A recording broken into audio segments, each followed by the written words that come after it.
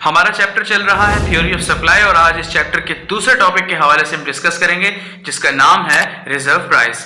Student ने एक comment किया और कमेंट में लिखा है कि सर आप एक ही तरह की शर्ट में वीडियो बनाते हैं, आपको एक तरह की शर्ट में वीडियो पसंद नहीं, कोई एतराज है? ये लीजिए। मेरे ख्याल से अब आपका एतराज दूर हो जाना चाहिए।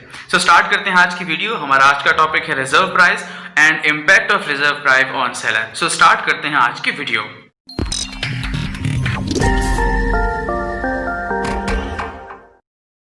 समझ लेते हैं कि रिजर्व प्राइस से क्या मुराद है।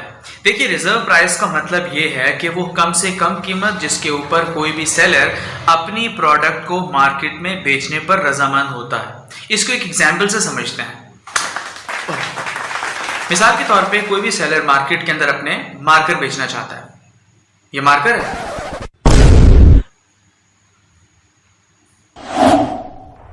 मार्कर बेचना चाहता है।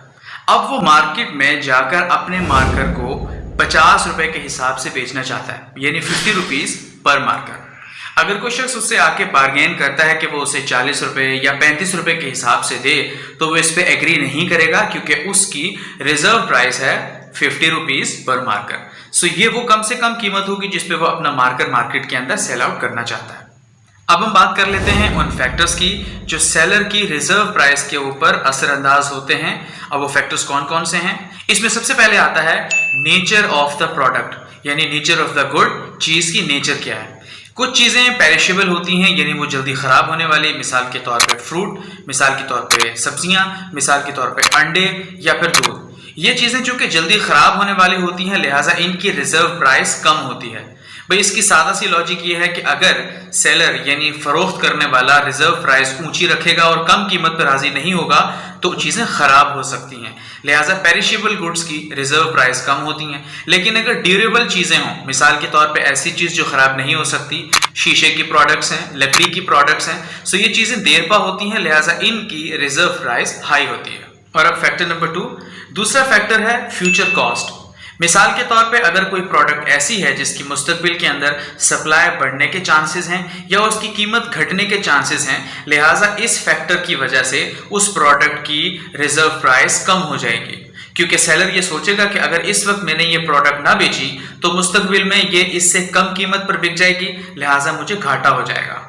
और तीसरा फैक्टर है स्टोरेज कॉस्ट। स्टोरेज कॉस्ट नाम से पता चल रहा होगा आपको, कुछ प्रोडक्ट्स ऐसी होती हैं जिनको स्टोर करने के लिए उनकी कॉस्ट भरना पड़ती है। जैसे वेयर हाउस के अंदर खास एनवायरनमेंट के अंदर अगर किसी प्रोडक्ट को रखना पड़ जाए, सो डेफिनेटली ये प्रोडक्ट की कॉस्ट को बढ़ा देती है। सेलर यानी चीज बेचने वाला शख्स हमेशा ये चाहेगा कि प्रोडक्ट को बेच दिया जाए, उसकी रिजर्व प्राइस कम से कम रखी जाए ताकि ये प्रोडक्ट बिक जाए, मुनाफा हाथों हाथ मिल जाए और मुझे स्टोर करने के लिए इसके ऊपर मजीद खर्चा ना करना पड़े, इसकी स्टोरेज कॉस्ट को कम से कम या सिफर किया जा सके। अगला और लास्ट फैक्टर सबसे ज्यादा इंटरेस्टिंग और कॉमन है, आपने खुद भी देखा होगा, और वो है नीड फॉर कैश, यानी किसी भी सेलर या मार्केट के अंदर चीजें फरोख्त करने वाले शख्स की पैसों की जरूरत।